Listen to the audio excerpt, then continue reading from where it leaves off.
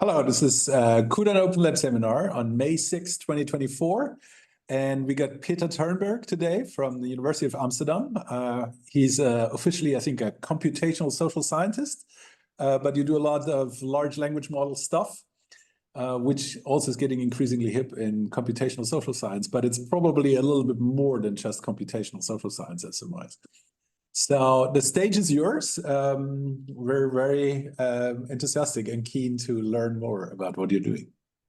Thank you. Thanks for inviting me. I'll try to share my presentation. There, can you see that? Yes. Great. So yeah, what I'll talk about today is in general, covering a little bit of how I've been approaching large language models in the social science and kind of how I think about these models and what I've been currently working on, but also what I've been working on before. But I'll kind of using social media and polarization as my kind of case study or the field of case study to argue for that we are kind of seeing or will be seeing throughout the social sciences, a kind of paradigm shift resulting from the use of these models and the kind of possibilities that they enable. And I mean, so I've been focusing kind of on social media and polarization specifically because that's what I've been working in, and I think it also gives a very nice example of a lot of these kind of shifts and the way that the field has been shaped by the available methods and how I think it would be shaped by these new methods. And so let's see if I'm able to change slide as well. Yeah. But so it's the kind of, if we start with the early background of social media polarization as a field, the focus early days was, of course, the kind of the social media would be a kind of democratizing force, that it would like enable a new public sphere coming from kind of the Habermasian thinking about the public sphere. And the idea was that social media would remove gatekeepers, everyone would be able to participate in discussion, and we'll have this like democratic dialogue or democratic deliberation that these spaces would enable. So kind of thinking back to the kind of coffee houses of Paris and London before the French Revolution, that this argument that there was those spaces where people read aloud newspapers and pamphlets, that was kind of what drove and enabled these democratic revolutions. And so early days, that was kind of what people were hoping for with the rise of social media. Unfortunately, maybe not exactly how it's been playing out. It's been true to the extent that social media has become the kind of arena for political debate. And I mean, the counter argument is often that like, yeah, but most people aren't discussing politics on social media. While that is true, I would say that the people who are discussing politics, they're doing so on social media. And as a result, politics is shaped by social media. And we've developed a kind of a type of politics and a type of political language that is very much a social media language and a social media politics. And so the criticism is I'm doing kind of the early years of this field here, but a quick overview is that the argument from Cass Sunstein, for instance, is that social media wouldn't lead actually to a public sphere as Habermas would predict it and as the early optimists would predict, because it allows us to kind of fragment and go into echo chambers or filter bubbles, these kind of closed information loops where we just hang out with people who have the same views as us. And as a result, we not only don't get a new democratizing kind of public sphere, but we get kind of a radicalization and extremism because people only hear arguments and ideas from one side and become more extreme. And so this kind of argument still existed in the kind of Habermasian space that like if we meet people and we meet diversity, then that will lead to moderation and more democratic kind of debates. So that's been kind of where we've been in. So if we think of this as a paradigm and a paradigm linked to specific methods, I usually talk about the isolation paradigm, which is a little bit broader than the echo chamber, but it's kind of existing in this kind of pseudo Habermasian debate about whether whether social media enables diverse debate or whether it leads to echo chambers. And so this has been like the last 20 years, there's been a lot of discussion around this. But the kind of mechanism that's behind this idea is this idea that if we have isolation, it would naturally lead to radicalization, which would lead to more isolation, and we have like a negative kind of cycle.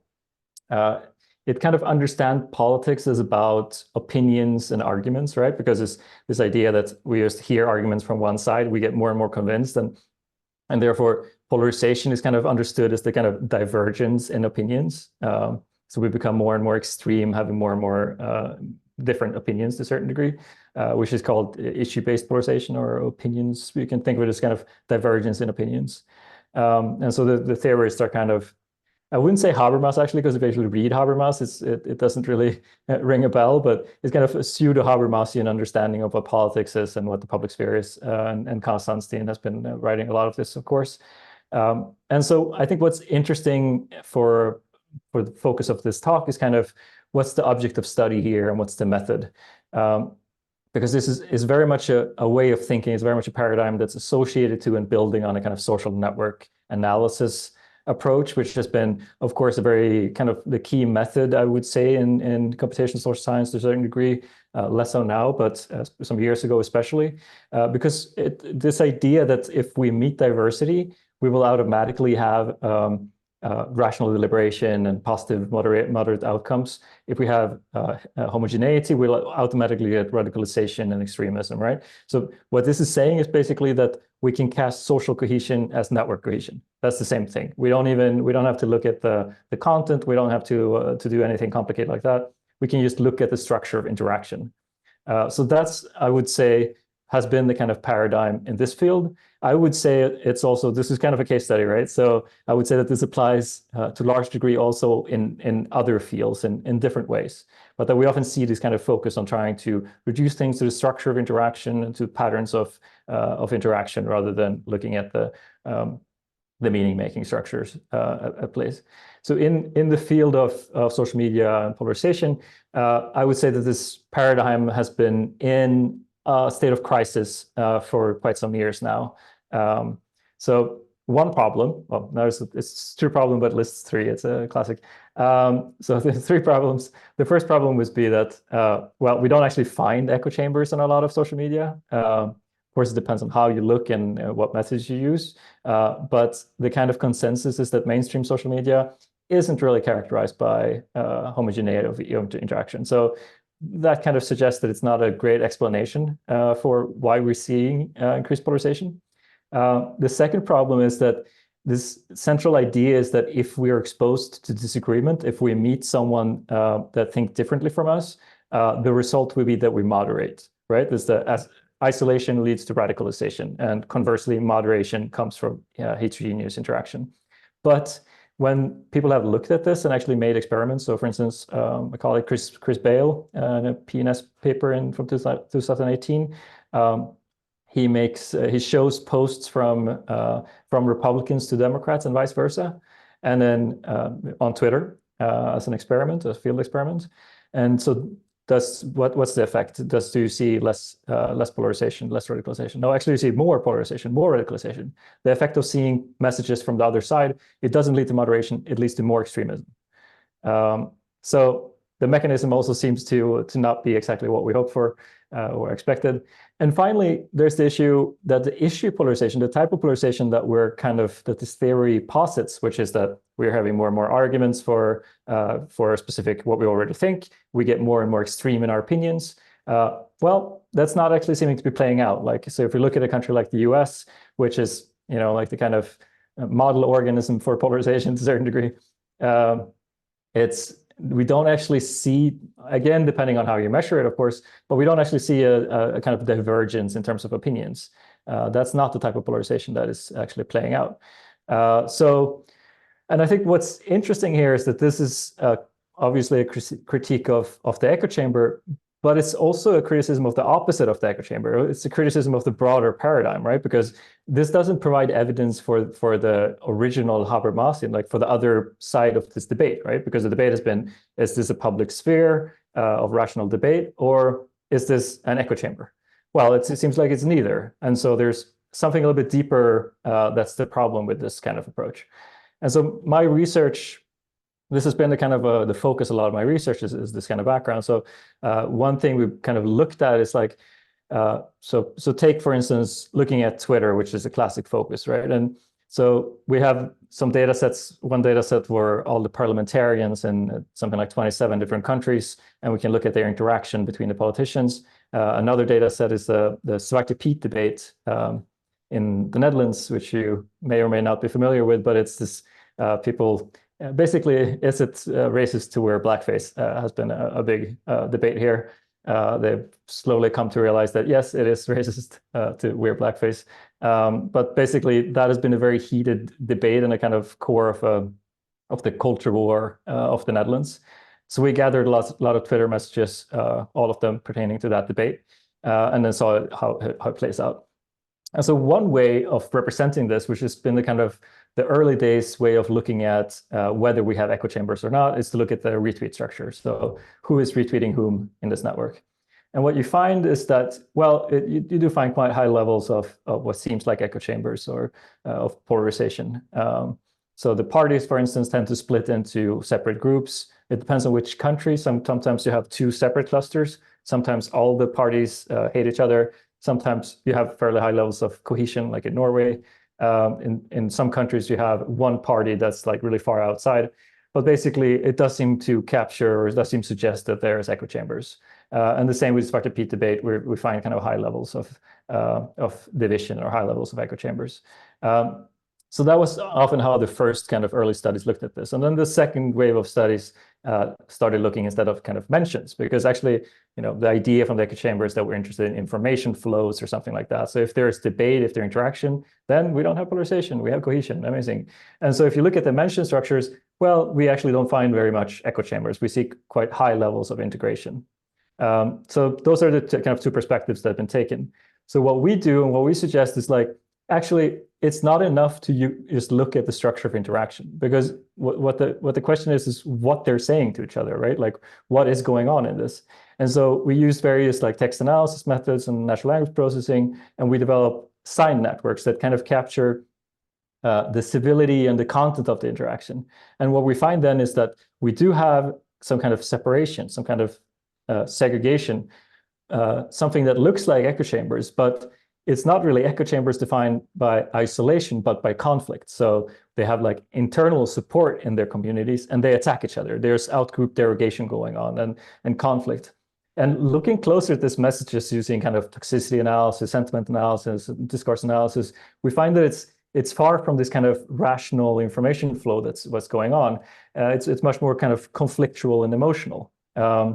Which kind of goes to the kind of essence of the problem with this kind of pseudo Habermasian paradigm that has been existing, because it's been kind of imagining that when we meet our political opponents, it's going to look something like this. We're meeting and having an intellectual, deliberative exchange. But what we find looking at the data, it looks more like this. That the interaction is highly conflictual, highly aggressive, and very emotional. And so this seems to suggest a kind of the issue at the core of the existing paradigm, right? And so in a paper in PNAS from 2022, I show that this can actually in itself provide the kind of core for a new mechanism of polarization. That is kind of turning the echo chamber on its head, turning it upside down, because it's not, in fact, that it's isolation and separation that is driving polarization, but it's precisely that we're connected. So it's not that we're separated, but it's we're hyper connected and we're thrown into a kind of partisan war, and that this is driving polarization through conflict, which in many ways fit better with the kind of traditional sociological theories of polarization. And so the idea is kind of that social media is driving polarization, not by isolating us, but precisely by pushing us to interact into conflictual interaction with opposing partisans. And this, I've been writing about this as well, and that it's actually fits into a particular kind of economic model that social media fits into, right? This kind of notion of data capitalism, digital capitalism, or surveillance capitalism, because what the platforms are optimizing for is they're maximizing our engagement, right?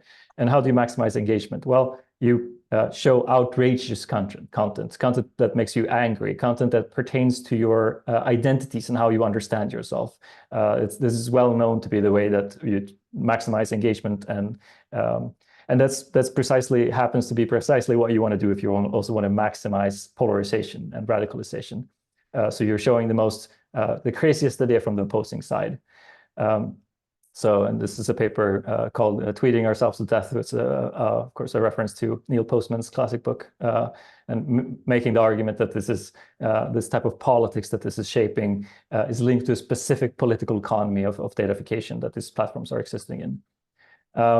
So that's looking at kind of mainstream social media platform. But the answer that probably springs to mind is, well, I mean, not all platforms are like that, right? You also have platforms that are arguably echo chambers, that are arguably highly separated from, you have kind of homogeneous clusters of individuals, which is absolutely true. And so this is something that I've also been looking at. And so as a kind of case study, we focused on stormfront.org, which is this crazy kind of white power community that's existed for since basically the early days of the internet, which is why I find it a particularly interesting case study. And so this was formed by a former Grand Wizard for the KKK back in '95. It's actually it's called Gone Black. It's a really crazy story about how he ended up creating this community, because he got actually he and a bunch of KKK members were trying to invade the island of Dominica to create a new neo-Nazi kingdom where they could live happily together in their Nazi kingdom, basically. And he got arrested while boarding the boat and ended up in prison. And in prison, he learned programming, and he realized that like he can actually create this community instead of invading an island. He can just create a kind of community online. So he learned programming and set up this community.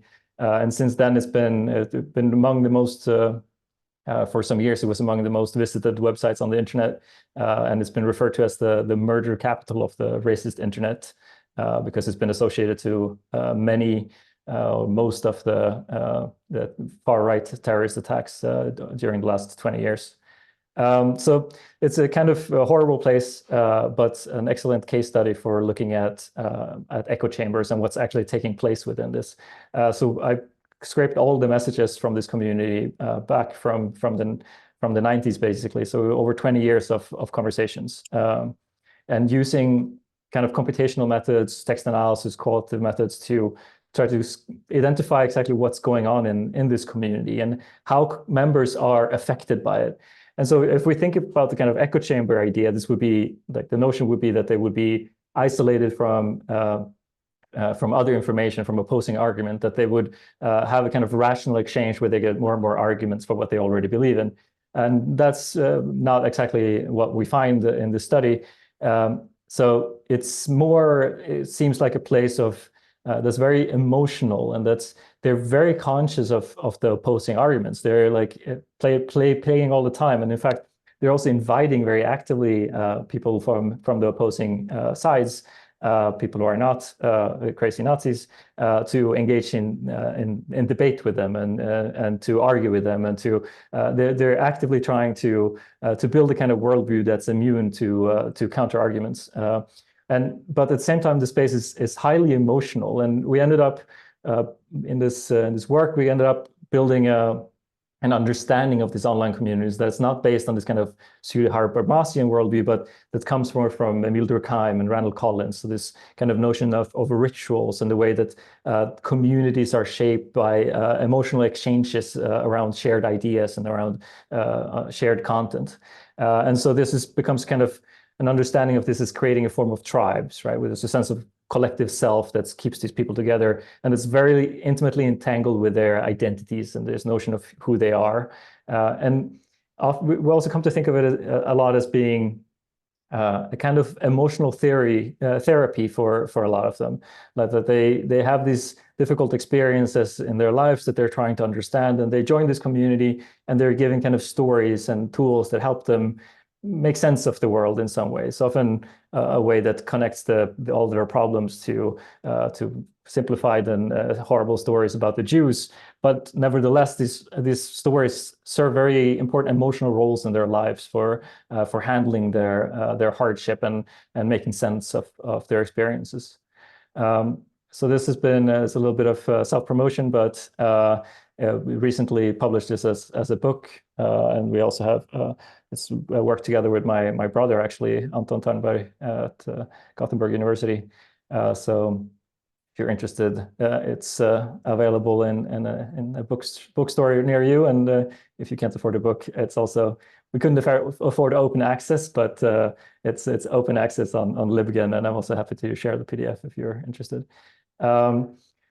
But so this kind of leads us at least to some of the pieces of the puzzle for the new paradigm, because so basically the argument that I've been making here is that our singular focus on networks and using the kind of structural focus has been a bit of a cul-de-sac in this field. And I very much come from the sense that like science tends to be shaped by the methods that offer least friction, right? Like the methods that are most available and easy to use. And this type of network data and network analysis has been like the most accessible one, and it's been attached to a certain paradigm of understanding.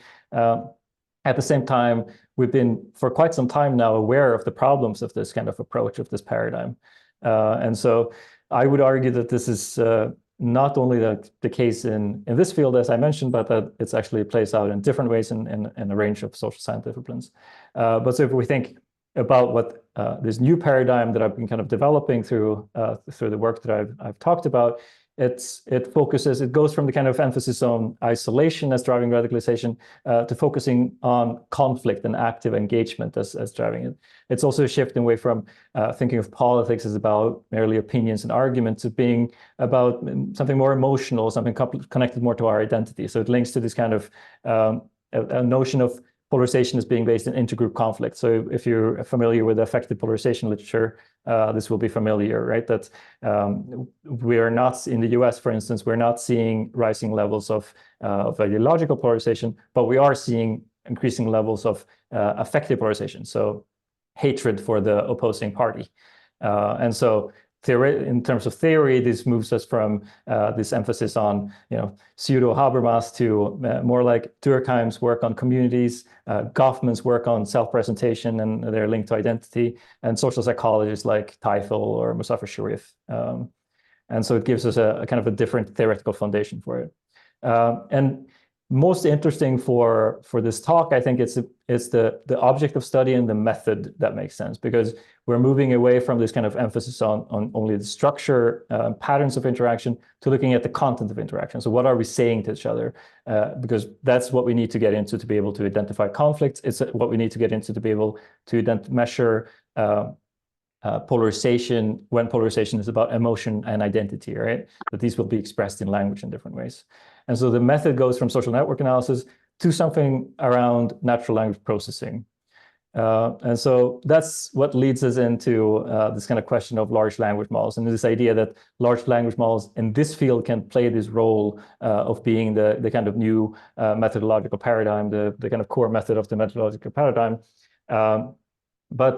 And to get there, we can kind of start with this first paper that I wrote on large language models as a kind of approach to text analysis, which was one of the first papers showing this, published about a week after the actually first paper that looked at this by Fabrizio Giraldi at Zurich, who was also a close colleague of mine. We were both working on this while not being aware that the other person was working on it, which was quite funny.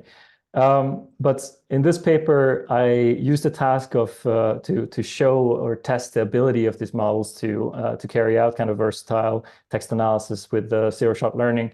The task I chose was to guess the political affiliation of Twitter user based on a single tweet. And so these messages are from politicians in 27 different countries. Obviously, this links to this database that I happen to have available, but it's also quite a nice task because it requires both. We have a kind of objective truth, right? There's an objective answer to it. And so that allows me to compare I don't have to use like the human responses as a as the objective truth, as the ground truth. I actually know which party they belong to, and so that allows me to compare the capacity between humans and LLMs. And the second advantage is I have the data in several different languages, so I can kind of compare across languages. And the final one is that this task it requires a lot of really challenging analysis, and so it has a very versatile. So some messages is very easy to kind of guess who wrote the post. In others, it requires a lot of skills that have traditionally been kind of understood as being distinctly human in terms of their of who's able to carry out this function. That is just something computers, many have argued, would never be able to do. So things like contextual inferences, that the message is referring to something in the world, and we have to have an understanding of the world to be able to tell who wrote the message. And so in this study, I compare ChatGPT-4 with expert classifiers and MTech workers and with state-of-the-art supervised methods.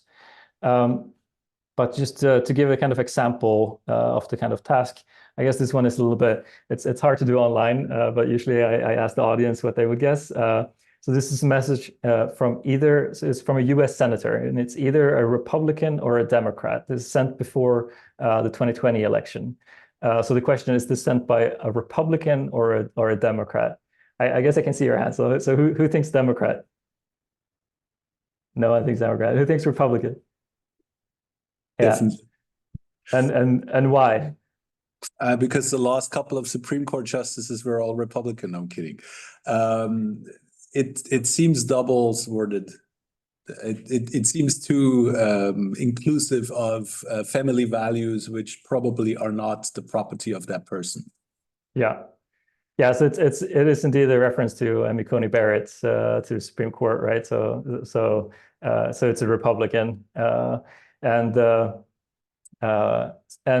but this is what's interesting with this task is that it requires a kind of contextual understanding, and it requires dealing with this kind of implicit meaning, right? Because it's very hard for a supervised model to get to this to identify this, and so it requires, and so this reasoning comes it's from ChatGPT and motivating this answer. So here's the second one. Down Syndrome Awareness Month helps raise awareness what it means to have Down syndrome and how individuals with Down syndrome play a vital role in our lives and communities. Is a Democrat or Republican? Democrat? Republicans? Any guesses? Republican? No. And so why do you think it's a Democrat? Should I answer again?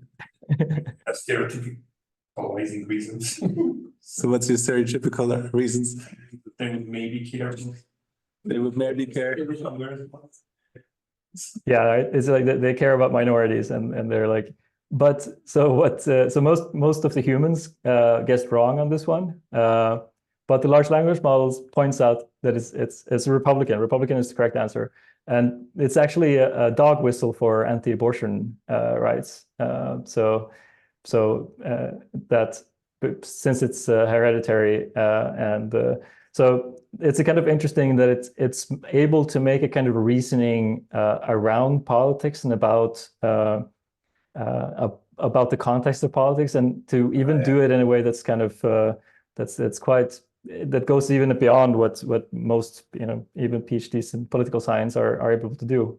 And so it's kind of interesting in this way that it's the point I'm making here is that it's not only really good at this type of classification, but also that it does it in a way that is more human than traditional supervised models in some ways, but also in some ways superhuman. And so looking at the kind of results from this model, I find that the ChatGPT outperformed everyone, including people with PhDs in political science. And so including the kind of the state-of-the-art supervised models.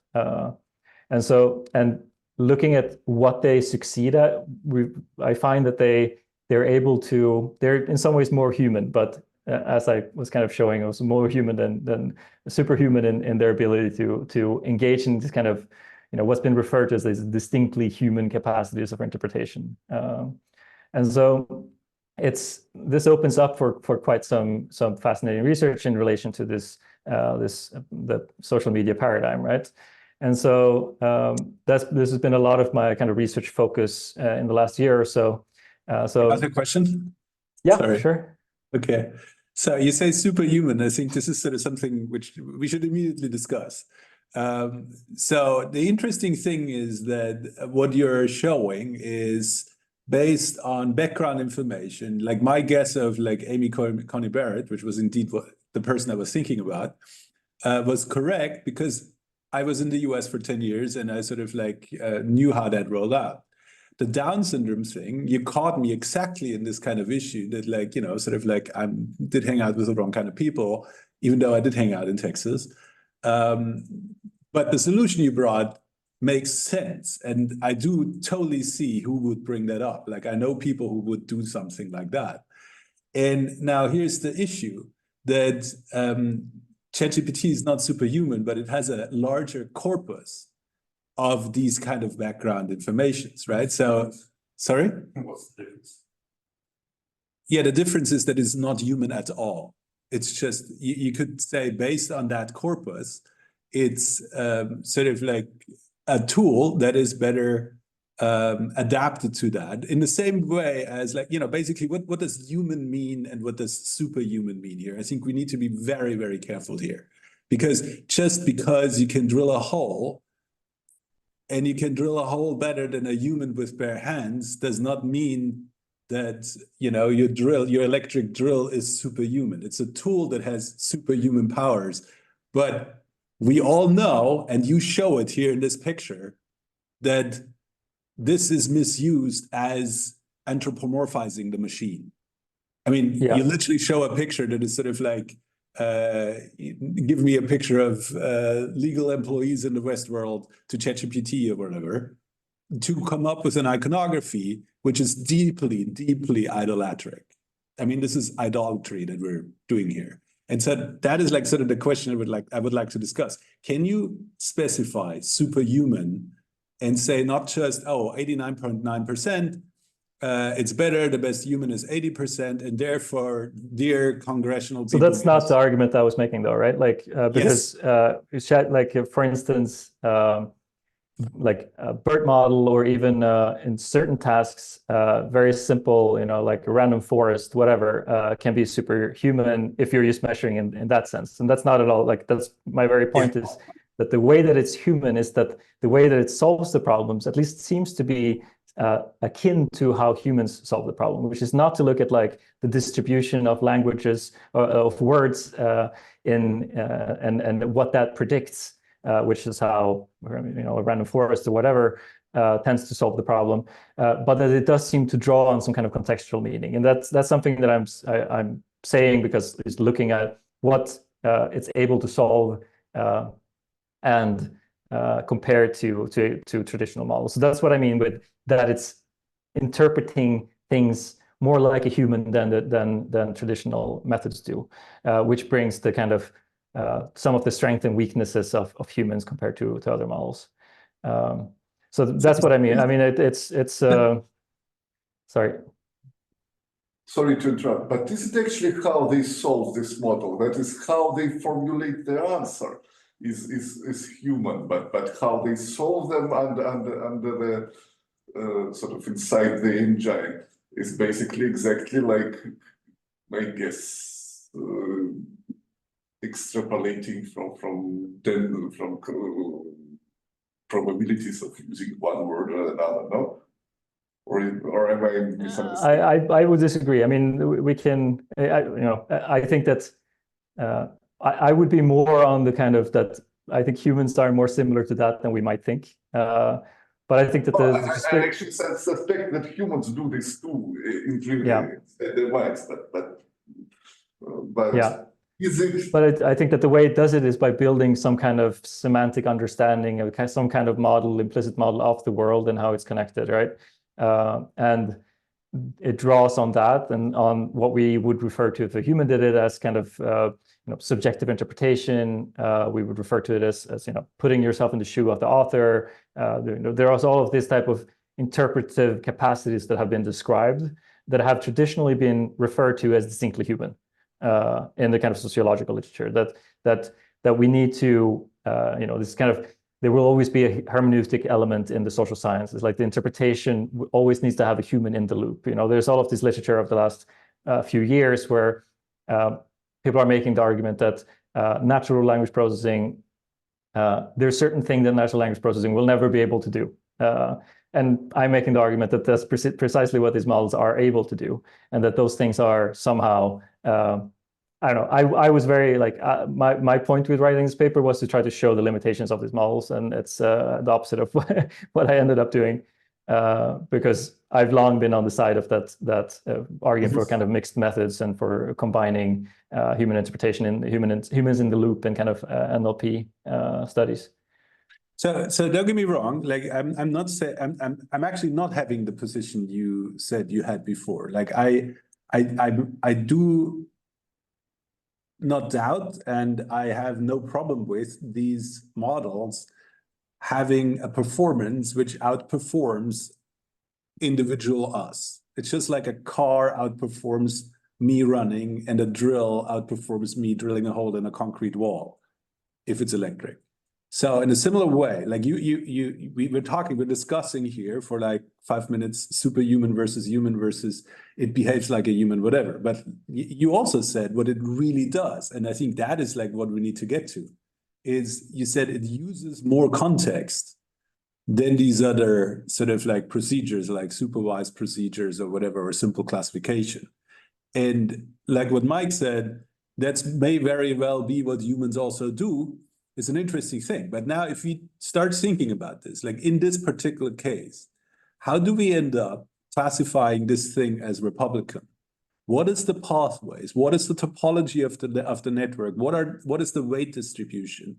What is the argument distribution that actually leads to the kind of integrated path of writing that particular sentence in that way that says Republican and doesn't say Democrat? It's a mathematical problem, which I think we can agree on, and it's not some kind of like Deus ex machina or human ex machina.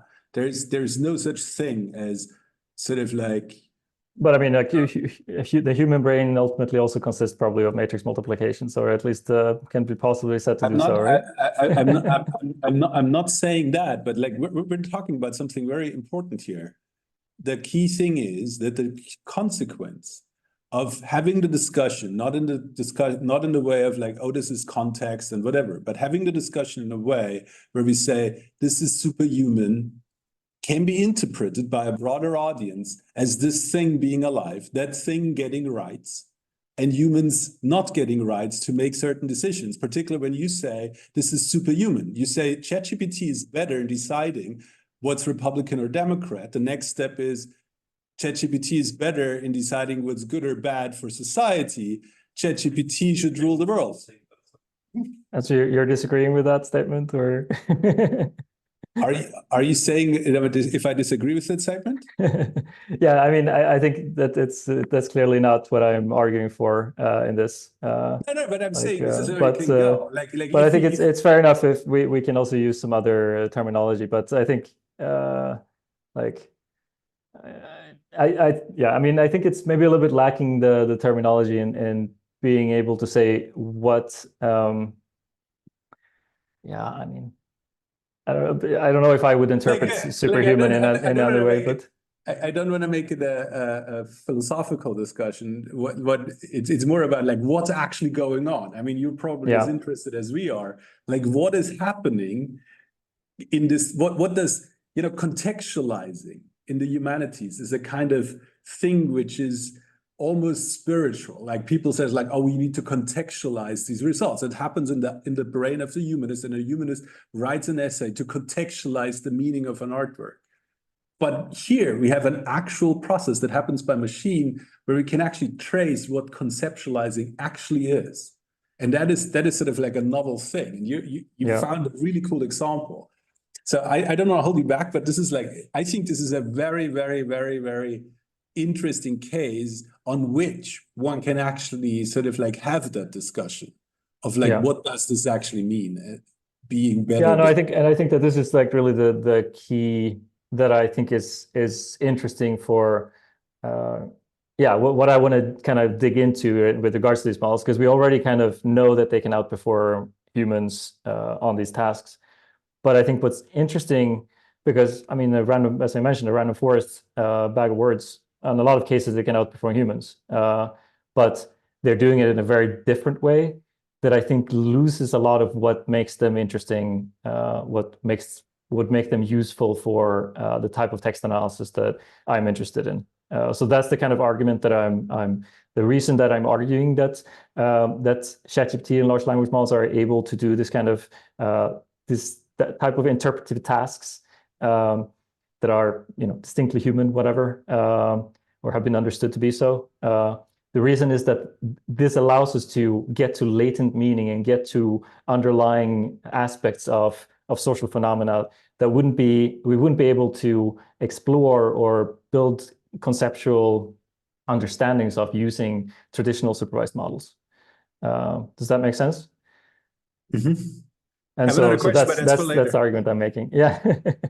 So that's the kind of the argument that I'm getting to. But yeah, maybe I can continue and we can discuss more. But so I mean, obviously this has had a huge impact on the social science in the last year of people using this kind of model for text annotation and text classification. I've kind of, because it's broad kind of issues as well, right? Because we've in part because of what we were just discussing, like how do we conceptualize these models? Don't really fit into neither the kind of supervised models that we're used to. It also doesn't exactly fit into, like the kind of qualitative. We don't have a good kind of conception of it. And so it's ended up being a little bit of a wild west, which is what this picture is trying to illustrate. And critics have pointed to the often lacking reproducibility. For some tasks, we have really low levels of reliability on the results. And so I've written one paper on how to use these models for text analysis, in part directed at my students. And I also written a paper on kind of suggesting some best practices for text annotation using these methods. And the kind of argument I'm making is that, yes, they are unreliable. Yes, they are biased, but so are human coders. And we have strategies and processes in which we embed human coders in order to make sure that they are reliable and that the outcome of these processes are reproducible and so on. So I kind of suggest 8 commandments or general best practices for how to use LLMs in a rigorous way in the social sciences. So, and which include stuff like probably don't use ChatGPT through the API. It's better to use offline models for most cases. Follow a structured coding process, which involves creating a kind of coding code book that we're used to, but a code book that should be adapted also for using LLMs. So including that. The models always need to be validated for specific tasks because we don't know. They work on some tasks, they don't work on others. And so we need to show that they do work. And using structured prompts. And there's an important point that there's a lot of legal and ethical considerations that a lot of people have ignored. So there's some quite important points, especially relating to GDPR and using OpenAI and so on. And prompt stability analysis, so seeing whether the model is stable for the specific task or not. And finally, consider that your data might be in the training data. So that's referring to if you're using data that is available for validating your model, that doesn't really fly, which is quite common. So that's the kind of this has been the background leading up to my kind of current research using LLMs. Some of this is early on, and some is almost finished. But it's at least give you a little bit of a sense of how I'm thinking about it and how I'm working with it. So one thing that's been kind of leading up to in the previous is to using LLMs to try to measure affective polarization or measuring polarization. And so this brings the idea of a kind of a new way of thinking of polarization, right? So in some ways drawing on the notion of populism, which tends to be is discursively defined, right? Like populism is a Manichaean division between us and them, based on them, the political elite, right? And so arguably polarization should have, or effective polarization should similarly have a discursive definition. And we can draw theoretically from kind of social identity theory, has a lot of literature on how language is shaped by social identity. So this project using Twitter data, looking at how political elites shape their communication based on the level of effective polarization in the population, and using this kind of to create a new discursively defined understanding of what polarization is. And so instead of kind of they, the elite, and us, the people, it's kind of they, the Democrats, we Republicans, which kind of summarizes the idea. Which and we're obviously using large language models to capture this, and it seems to be working quite well. Another focus has been on kind of using, so this is, if you don't recognize Michel Foucault as a robot, is this kind of using large language models not for this kind of text annotation or text labeling as part of this kind of quantitative approach, but really taking this kind of more qualitative approach to it. And so this in some ways builds on work that I've done with my brother some years ago, looking at topic models and how they can be integrated with critical discourse analysis, but in using that to kind of point at the limitations of the traditional paradigm of using NLP for qualitative text analysis, which has tended to be like we're using it to get an overview of the content, to get a kind of a landscape that we can then zoom in on, and like this kind of but at the same time, which is of course like it's super useful, right? Like it's very useful to use this kind of simple methods when carrying out qualitative analysis, but it's also super limited. Like it doesn't allow us to capture this kind of more latent meaning, like this things that we're actually interested in when we're doing critical discourse analysis, which is more to do like with the metaphor used and like how is this connected to larger ideologies, this contextual understanding, and so on. And so the question is, can LLMs be used to do this kind of human interpreted tasks? So this is a study that's guaranteed to piss off both quantitative and qualitative scholars. Looking forward to getting the peer reviews. It's going to be great. But so what we're focusing on is looking at Sweden and the kind of shift in the political debate, or in the kind of hegemonic position from being very open to migration to being having a very strong shared political understanding that migration should be heavily restricted. Which seemed like a kind of, at least for Swedish people, like a sudden and rather surprising shift. And so we're drawing on a material of 30 years of parliamentary debates with some 380,000 speeches in the parliament. And then basically trying to build this kind of, do a qualitative analysis, qualitative text analysis of it, drawing on kind of critical discourse analysis perspective, but integrating LLMs into that process. And so it's kind of an explorative, rather challenging work of figuring out how it makes sense to do that, obviously facing a lot of kind of challenging issues. So that's been, it's an ongoing project.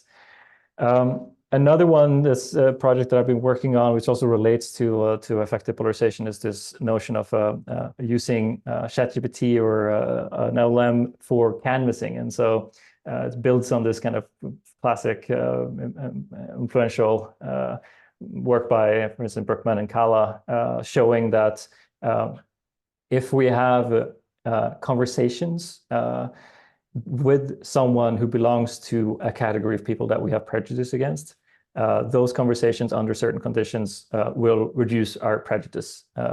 And so this, of course, relates to kind of context theory, which is obviously related to or building on effective polarization that I've written quite a bit about. And so the idea here is to use, to try to create this kind of personal feeling conversation using a large language model to reduce, see if it can reduce certain forms of prejudice and biases. building an application, so built application using WhatsApp and audio messages. So you're talking and listening to audio message with a large language model that is taking on a personality that seems like yours in many ways, but having a specific experiences related to a category of people that you have prejudice against. And so the final one that I'll talk a little bit more about, that's it's a project together with Chris Bale, Justus Outermark, and Deliara Baleva, where we're using large language models for social simulation. So building on kind of a combination between agent-based modeling and large language models. And so obviously this relates to this kind of broader question of how social media shapes public discourse, which has been, it's questions that are very difficult to get to the kind of how specific affordances, like the causality of how specific affordances on social media, like algorithms, how they shape public discourse, because observational studies don't get us very far to getting to those causality questions. There's been some experiments on platforms like Facebook. You probably saw these studies coming out in Nature and Science last year, using this large-scale experiments on Facebook. I would be I'm quite skeptical towards those approaches because they treat it's just looking at random effects, right? So it's looking at how a specific user sees the debate going on Facebook. They're modifying that, right? Like so, and that doesn't really capture, because social media, arguably, it's a social technical complex system, right? And so public discourse and politics is something that emerges, it's an emergent properties of those systems. And so we need to study the system as a whole and how the interaction between agents and algorithms shape a certain emergent outcome, right? That's the kind of question. And the only way we can do that is to either carry out full experiments of the entire platform or by using agent-based modeling or social simulations. And so in this case, we've built a social media platform that's populated by large language models. Each agent is given a persona that's taken from the ANES. So it's a statistically proportional sample of the US population.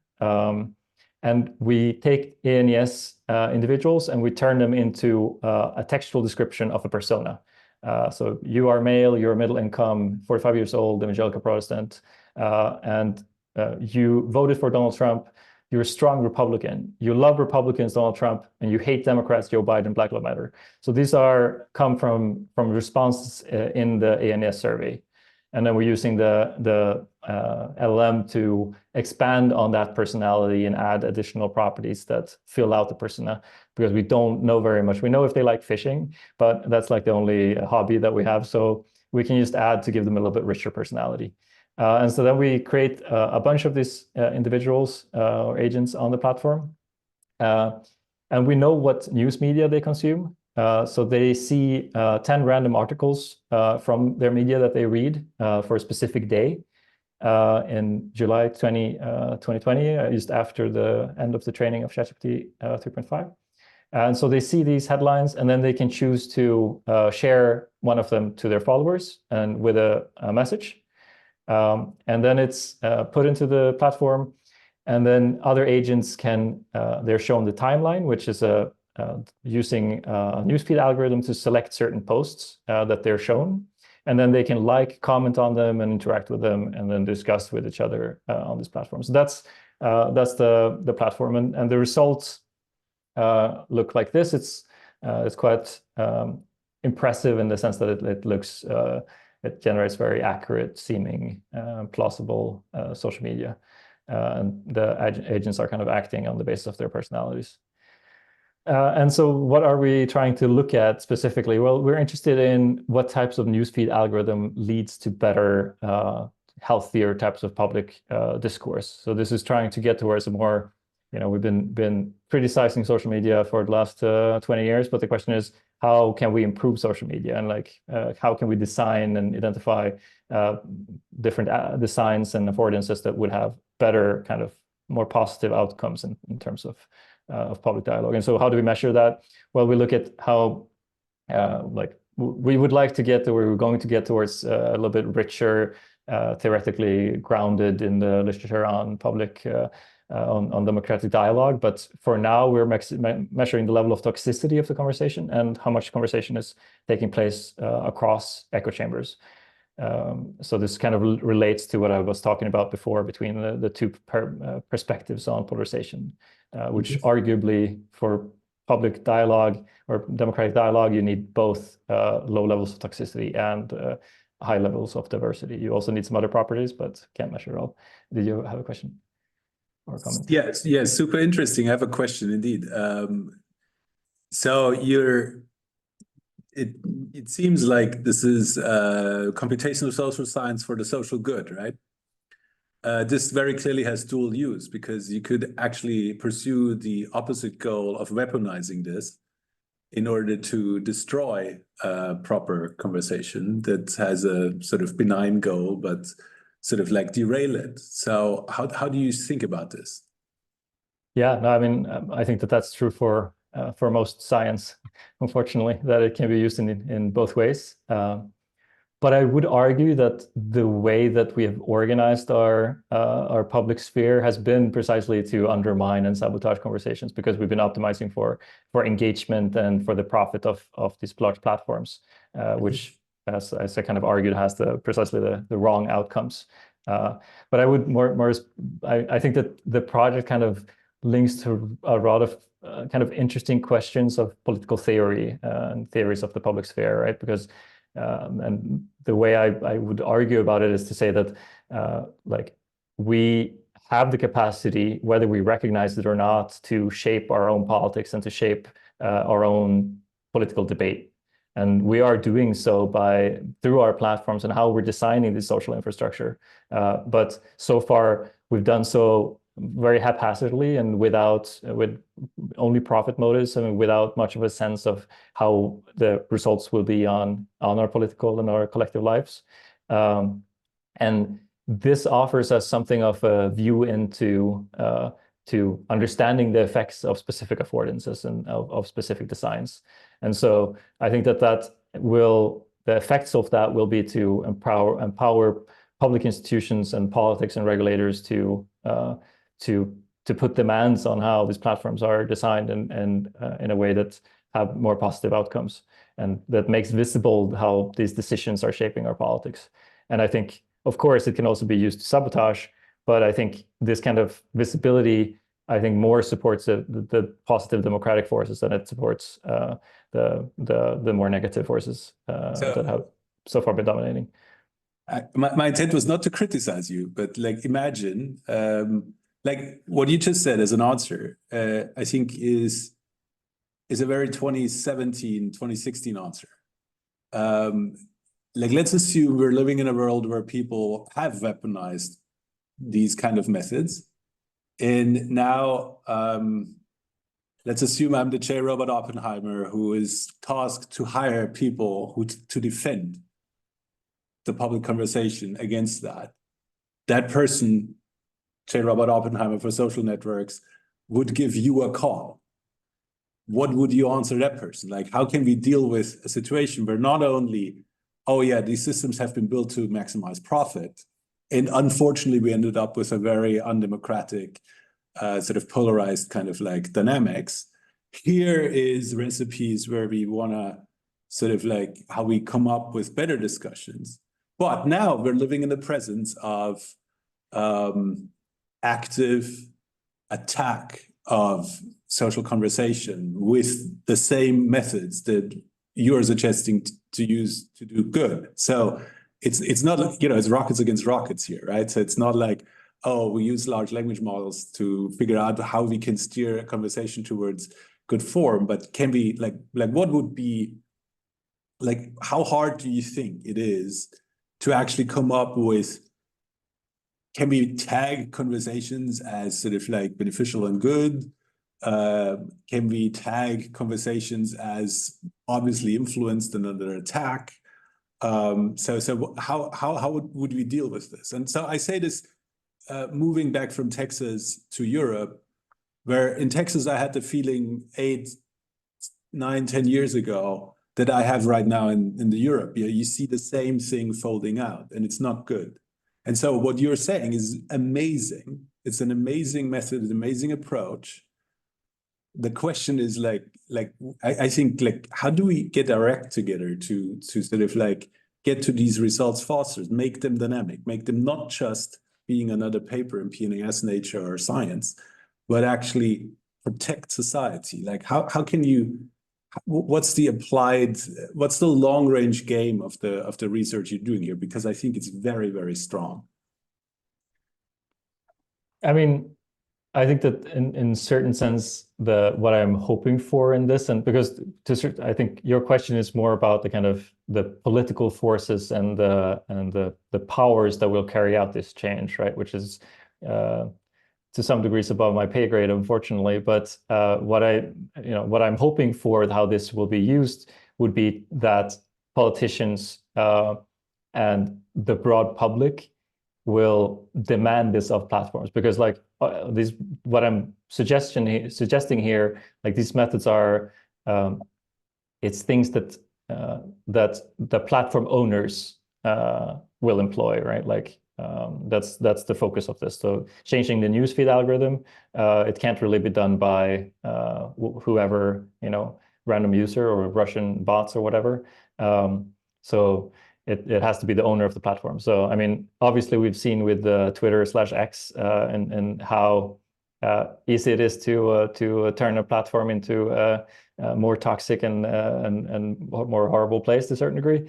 But I think that this offers evidence and something solid that regulators can use to try to change platforms in positive ways. I don't know if that answers your question,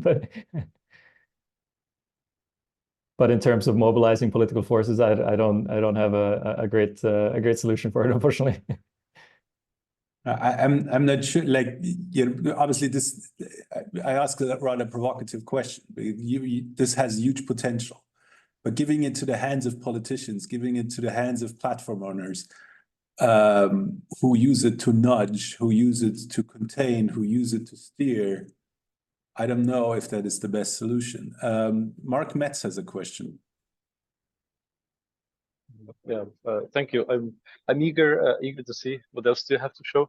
But I think the question is fitting here with so how to change the social media in this manner that you brought out. That it seems like a relevant thing and like I don't know, sort of idea or something to strive towards. But what comes to mind, what makes it really complex, is that sometimes this the goal to appeal to all of the sides and not to be divisive, it can be actually used as a sort of political narrative or strategic narrative as such in itself. If you take if you take like Russian strategic narratives regarding the Ukrainian war, then the idea of peace as that would be otherwise sort of uniting sort of idea and so on, it has actually become this really politicized idea that is used from like one side actually to push the other one down. And so what seems to be actually the idea that might appeal to everyone, this is actually it's not that anymore. It's actually, it has much sinister sort of background or something behind it. So I just thought it's sort of factor that makes this preaching algorithm like way harder to find or implement maybe.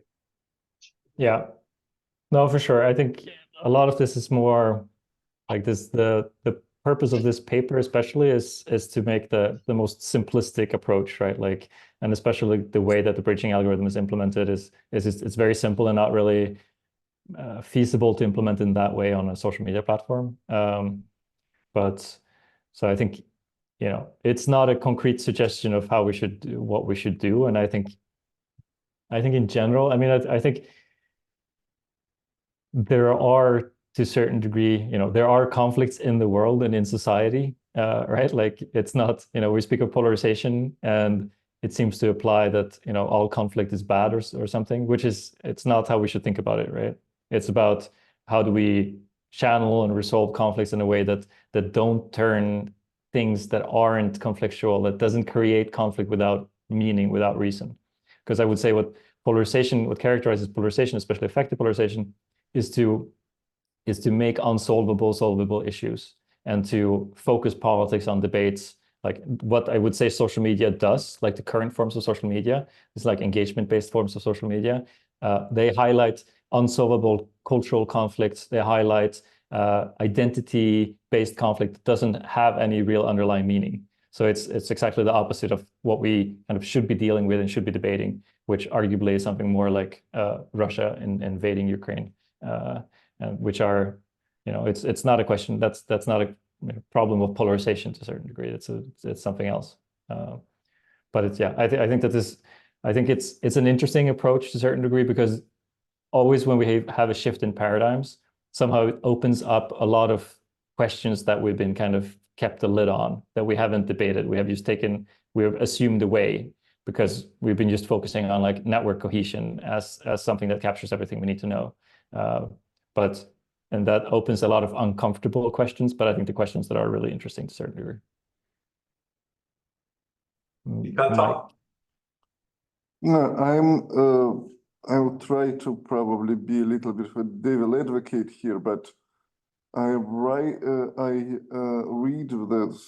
essentially what is written on your transparency and on your slide, and I feel that a lot of people will have a lot of trouble with that, because it implies giving the platform a force of political decisions. It gives a platform, sort of delegates to a platform which is sort of a privately owned space, which supposedly should be neutral, a right to decide what is audience, what are different audiences, what are the clusters we want to reconcile, what does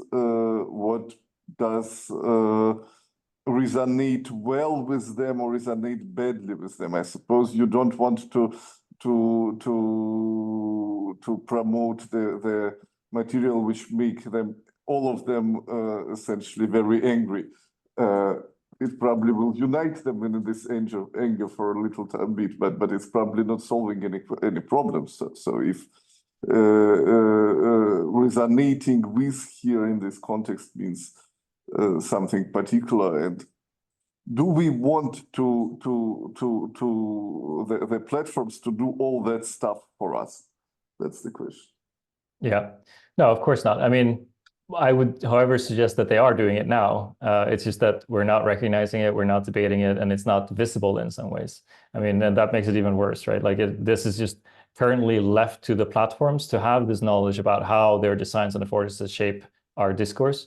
And what they're optimizing for is datafication, like data extraction. And how to do that? You optimize for engagement, you optimize for attention, and the effect of that is to drive polarization. Like this is kind of well known at this point. And so currently we've designed, like we have the power, like I agree, it's uncomfortable that we have this power. Like it used to be that, the printing press, things were read around in coffee houses, and that shaped our public discourse, that shaped the nature of the public. But that is like, it's clearly not intended. It's clearly not easy to design. Of course, it shapes politics. It shapes the nature of our society. But it does so in a way that seems like it's in no one's control. But with digital platforms being the kind of social infrastructure that underlies our politics and our society, it's undeniable that we have that control. Like we do have that, whether we want to or not. And so I would argue for this kind of stewardship understanding, like that's been debated in relation to climate change, that we need to take stewardship, we need to take responsibility, because we have that responsibility and we need to be accountable to that. And I agree that, I'm the last to want to give more tools to Elon Musk. But I think that this type of research and this type of deeper understanding of how platforms are shaping our politics, I don't think it will feed people and empower people like Elon Musk, because they already have, they have the platforms, they have the capacity to identify how they're shaping public discourse, but they have no incentives and no interests, and regulators aren't able to force them to do so in a way that's beneficial for society. So I would like to add on the devil's advocacy here. So do they, though? So do these platforms already have the power? Like, why do we discuss farts of Donald Trump in the courtroom? It's because we ride on these waves of cascades we can ride on, right?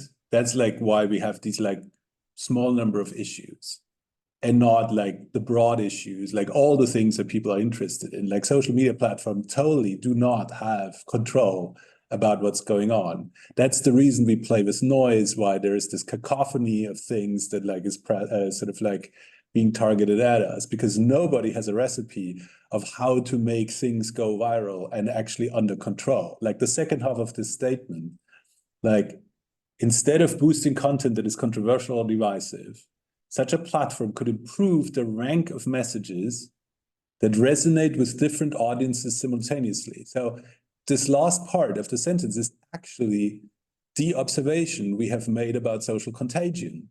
Like social contagion, social cascades only happen if they actually take off in more than one community. Like this is designed for actually saying, oh, there is something going on. If it actually in a retirement community in Florida, in some under basketball fans in Pittsburgh, and car owners of Fresno, California. Like if they all talk about the same device, it's probably gonna sell.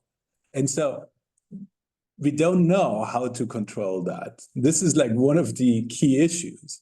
While we're super fast in making these recipes, like what you're basically saying is like, okay, dear Elon Musk, here's another toolkit for playing more Herbert Marcuse without knowing what's going on, like influencing 2 billion people without knowing what's actually really happening as a dynamic underlying these things. The same is true for policyholders. Like it's always important to know that the digital commissioner of the European Commission could not use a computer himself. He was not really good in English, actually, when this kind of stuff was rolled out first. But obviously they do so under consultancy of other people. And if the other people listen to scientists like us, and we say, hey, this is like how this can roll out, even though we have zero idea how actually the dynamics roll out. Like this thing with the context, this is like why I brought this up. This is not superhuman, it's context and contextualization in the machine, where for the first time, we actually can look how it works. Like instead of like saying, oh, this is superhuman, black box, divine, whatever, we don't know what's happening, we can actually take a look. And here too, we actually have to take a look. And I think one of the interesting things, which I think would be interesting, would be to combine what you're suggesting with the network part. So you say repeatedly that, up until now, people have looked at the interaction, and this indeed is the case. Like, in the wake of, particularly in computational social science, in the wake of Vlada Adamich's paper, which happened to be figure 1 in the review paper or perspective paper on computational social science. So everybody does this, looks at the social network, and people have a hard time looking at the content because it comes in different languages, it's not as coded, like all this kind of stuff. But now, one of the interesting things, now we have a way how to look at the content. Should we throw away the network information? And is this really true? Is this the solution? Or is this just another person saying something without having an idea of what's actually going on in the system? So what I would argue for is actually, let's stare more at what we have in the data. And like one of the things that happened to me in the last hour, which I thank you, I cannot even thank, I don't know how much I say thank you. Like for the first time, I realized that we happen to go in a phase with Twitter where we cannot see into the system. It's almost like the first 10 years of Twitter are the training set for what's rolling out right now, and there is only one person who can look into Twitter. And that's exactly what we need to demand. So this kind of like recipe thing, I think, is dangerous. Like, do we come up with, like, can we really do that without looking at the system? Like, we need to look into it, right? Wouldn't you agree? I think using, I mean, as you saw in my other papers, that I am also looking at the observational data. And it's also, I have DSA access now to Twitter, so it's both me and Elon Musk can look at the, the observational data. So yeah, I mean, I would definitely argue for, I would definitely not argue for only or shifting over to using this kind of modeling instead. And like my previous work, so for instance, this PNAS paper, it's an agent-based model as well, but it very much builds on and speaks to my ongoing work with using observational data and studying the structure of interaction.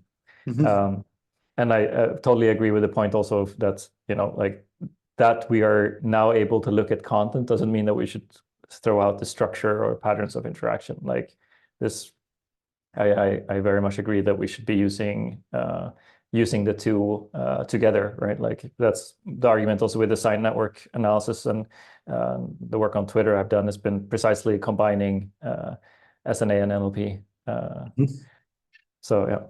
I mean, and also like this network, this social simulation model that I'm just talking about now also has a social network analysis built into it. Okay. But So, maybe I can do the last slide, and yes. because we can discuss the Sure. paper a little bit. But so basically, so what we're looking at is we're testing 3 different platforms. One which kind of models this idea of an echo chamber. So this would be like Stormfront or whatever. So users are only seeing messages from people they follow. It's a homophilic network. So people who have similar political views are more likely to follow each other. And posts are ranked based on engagement, which is kind of universal, right? The second platform is kind of a Twitter-based, Twitter-style engagement-based platform where we're seeing messages from every user on the platform, and they are ranked by the amount of engagement. So there's a classic kind of engagement platform. And then the final one is the kind of bridging platform. So users receive messages from every user, but they're sorted or selected by the number of likes from the opposite party from the poster. And so what's the effect? So with the echo chamber platform, we get relatively low levels of toxicity, which we would expect, right? Because people are only seeing people that they agree with. The EI index, which measures the amount of interaction across the partisan divide, shows that it's almost complete echo chambers. So there's no interaction, no diversity in the political communication. The second platform, which is the kind of engagement platform, we get like almost 50% higher toxicity. Is for the average toxicity I measured on Twitter is 0.13. So this is a typical Twitter level. And it's still high levels of echo chambers. So people still tend to talk with each other internally more than across the partisan divide. But when there is interaction across the partisan divide, we get high levels of toxicity. So now it's the drum playing for showing the last the bridging algorithm. And as one might expect, as we theorized, the bridging algorithm, we get both lowest level of toxicity in the conversation, and we get a high level of conversation across the partisan divide. And so looking at the kind of conversations and what people are talking about, it's issues that are kind of cross-cutting, as we speak of in affective polarization literature. So issues that are kind of cuts across the political divide. So things that both sides agree about, or that the divide doesn't cut in partisan ways. So for instance, like country music or but there's certain political issues or non-political issues that both sides agree about, and they become the kind of focus of conversation in a way that kind of is theorized to reduce polarization. And so this does seem to capture this idea that this method is able to get towards a more causal understanding of how to at least have a kind of a preliminary sense of it. I think that there's a lot of limitations and a lot of care should be used when using this kind of LLM-based simulations approach. I wouldn't trust it very far, but I do think that it allows us to study the kind of dynamics, like the complex and emergent dynamics of culture and of public discourse in a way that hasn't really been possible with traditional agent-based models. Which I think is really exciting, and it does, as any of these models, it allows us to get more towards how the world could be different, which I think is really what we should be focusing to a certain degree, that it's not just understanding the world, but actually changing it. So that was my last slide. This is some work, but we can focus on the conversation and discussion. Thank you very much. I hope thank you very much. This was great. Thank you. I hope you don't worry about like the kind of like criticality of the discussion, but I think it's a quite interesting, like this is very inspiring. What is the difficulty is that these things are sort of solutions to issues that we we all have strong opinions about, and depending on our sort of like background, we may bring in different things to the table. And we're all not experts, while at the same time, everybody thinks they're an expert, of course. And so one of the difficult issues is that there is the usual sort of baggage that comes with the methods used and the data sets used and stuff like that. So I think discussion-wise, we could go two directions, which I think both of them are valuable. One is, there is certain influences on what you're doing. For example, the training sets of the large language models that you're using, they frame what's going on, obviously, in some way or another, and that may produce blind spots. That's the one direction we could go. The other direction, maybe a more classic direction, would be like if you think about an agent-based model. So you got a set of agents, and the set of agents is connected via some kind of topology, like some kind of interaction. So there is your social network, and the agents have some kind of cognitive capacity or properties, which may be, they interact and something happens. So this may be a cellular automaton, maybe sort of the most extreme case of that. Like if you look to social science, there has been some kind of tradition slightly preceding modern computational social science to restrict these kind of models to, say, a number of hundreds of actors, because you can solve the equations. You can actually sort of fully sort of see what could pan out in a particular topology of social network on a lattice in a scale-free network and whatever, and with particular sophistications of what's going on. Now, what you have is, on the surface, you model a social network. So we know the topologies of social networks. We know the interaction patterns of social networks. We know the content of social networks. But then there is one thing which sort of immediately strikes probably the mind of reviewers looking at that, which is like, actually what you want to do is sort of like, in such a dynamic model, restrict the number of parameters so you can actually say something. While your large language model, which is sort of like filling the niche of the cognition in your agent, literally has billions of parameters based on a training set that you have absolutely no control over. So basically, it's sort of like as arbitrary as using arbitrary humans, which you criticized as being arbitrary in such a process. So how would you respond to a reviewer saying something like this? So one response, so I would say that these models, I wouldn't criticize humans for being like arbitrary or something. I think the ideal thing to do to carry out this type of simulations or experiments would be to create a social media platform, pay 10,000 people to join the experiment and to join the platform, and then carry out the experiment like that. If I had infinite money, it would be a great way of doing it. But it's, of course, like impossibly expensive, right? Like we can't do those type of experiments. And so this affords some level of getting a building hypothesis that we can then test. And I currently have a proposal on building on this kind of project. And there I'm arguing for combining it with a more traditional experimental approach.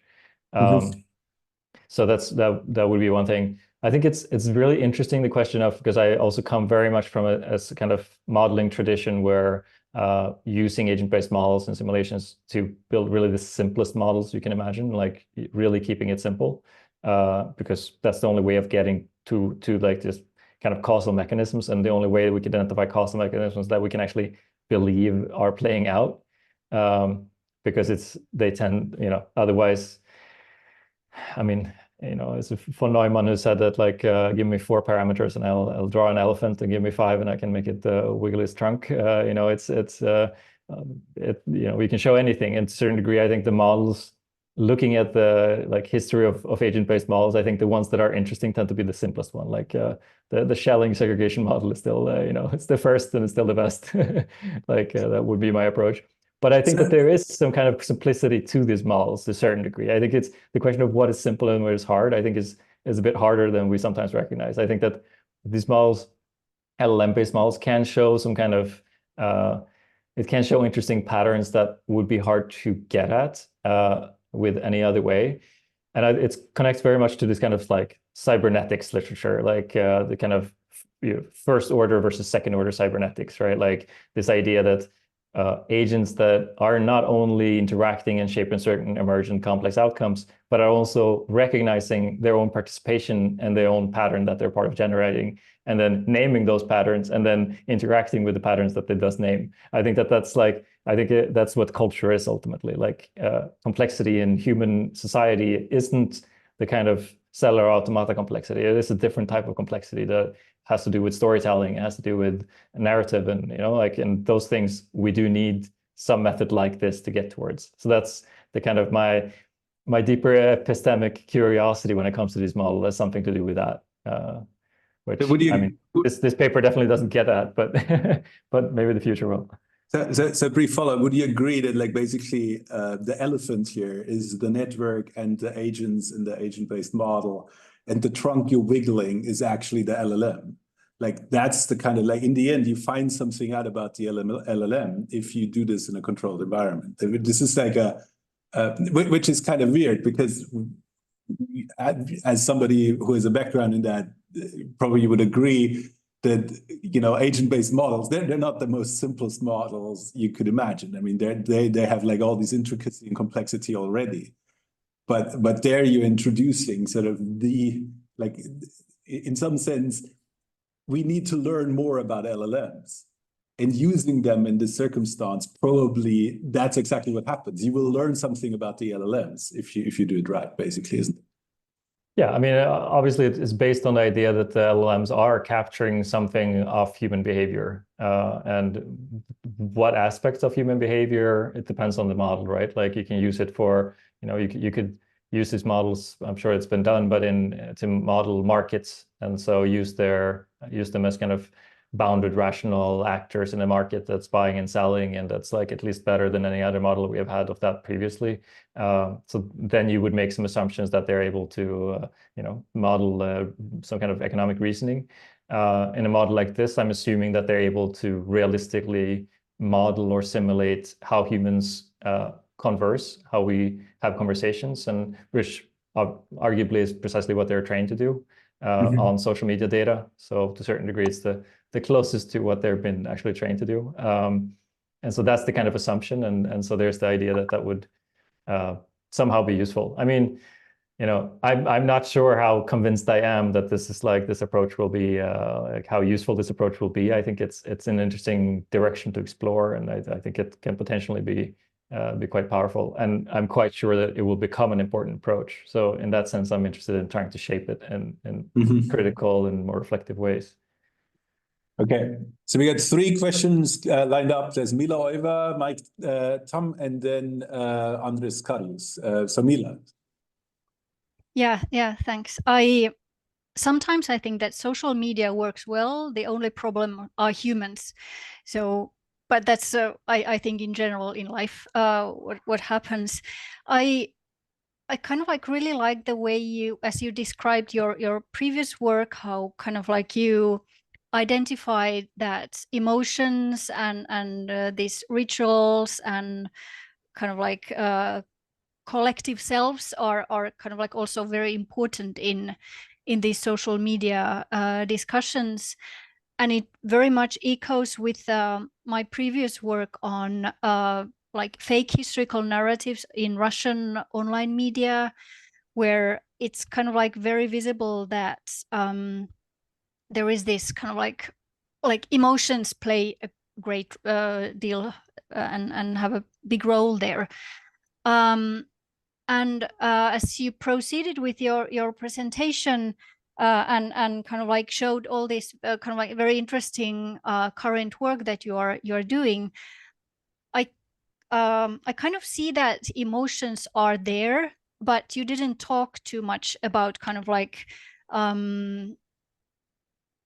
what is the role and how to measure emotions and so I wanted to ask you, maybe can you talk a little bit more about because of course it's not only likes that that you measure, but you also one of the slides you talked about that you measure toxicity. So kind of like how do you actually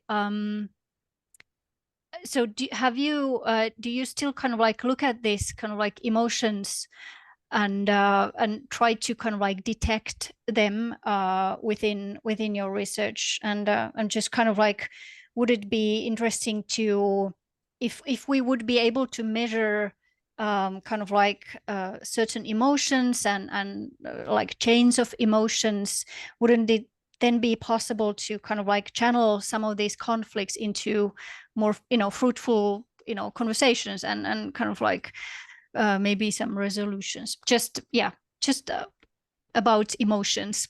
Can you talk a little bit more? Sure. I mean, so this is something I'm in this paper that I'm working on, measuring affective polarization. It's one of the kind of factors that we're looking at, the kind of emotional appeals and the identity appeals as a kind of expression or strategy in relation to affective polarization. So that is something that I am looking at in relation to this. And obviously, like large language models are great for sentiment analysis, and specifically for this type of sentiment analysis where we're not just interested in like how positive or negative the words are, like what you're able to measure with stuff like Vader or whatever, like what classic sentiment analysis tools tend to measure, which tends to be something that no one actually is interested in. Like what we're interested in when we're measuring sentiment tends to be very different from what we're measuring when we're measuring sentiment, at least traditionally.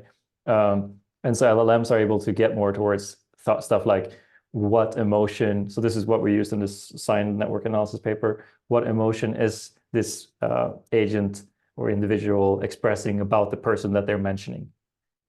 So it's a very specific type of sentiment, right? And so I think that type of sentiment is what's interesting to kind of get towards. And so that's what we're also using the LLM for. The second thing I would say that I think it's I think it's really interesting, and what I'm interested in focusing on as well as part of this simulation research is to use LLMs to moderate and shape conversations between people, and to kind of do what you were saying, like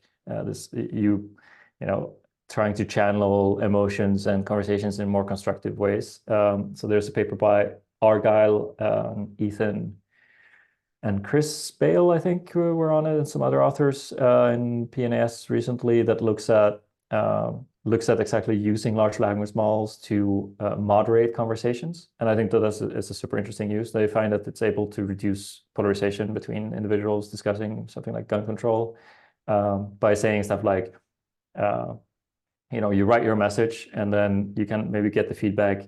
Okay, so you're like, you framed it like this, but maybe if you don't insult the person you're talking to, they will be more open to what you're saying. Maybe you want to reformulate it as this, and what they find, it works really well for creating more kind of productive conversations. I think it's a really interesting direction of research.